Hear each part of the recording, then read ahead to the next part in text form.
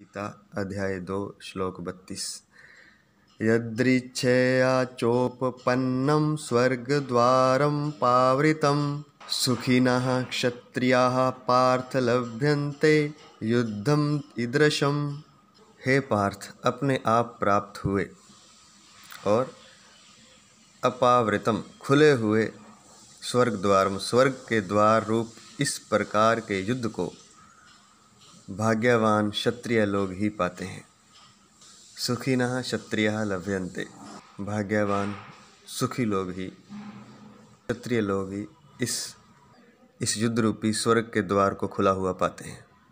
एक बड़ी विशेष बात यहाँ कही गई है योद्धाओं के लिए, जो युद्ध करते हैं क्षत्रियों के लिए, कि युद्ध में मारा जाना स्वर्ग में प्रवेश करने के बराबर है। बराबर नहीं है, स्वर्ग में प्रवेश होता है। युद्ध जो है स्वर्ग का द्वार है। जो युद्ध में अपने आप की आहुति देता है वह सीधा स्वर्ग में जाता है। जैसे एक पृथ्वी लोक है, ऐसे ही एक अलग लोक है शास्त्रों में ही नहीं, वह अस्तित्व में भी है, लेकिन वह सूक्ष्म लोक है जिसे स्वर्ग लोक कहा जाता है।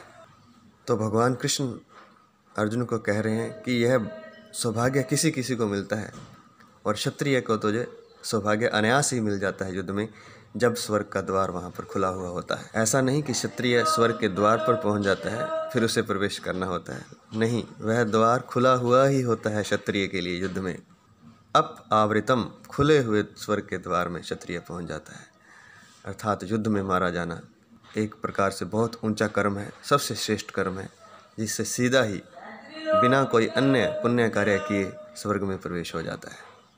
शास्त्रों में बताया गया है कि अगर स्वर्ग में प्रवेश करना हो तो बहुत से पुण्य करने पड़ते हैं, बहुत सी साधना करनी पड़ती है और कई जन्म करनी पड़ती है, तब जा कर के हम उस दिव्य लोक में प्रवेश कर पाते हैं। लेकिन क्षत्रिय सीधा ही युद्ध के द्वार से स्वर्ग में प्रवेश कर सकता है। तो यह क्षत्रिय के लिए एक विशेष अपॉर्चुनिटी है और यह अवसर क्षत्रिय को अपने आप ही प्राप्त होता है।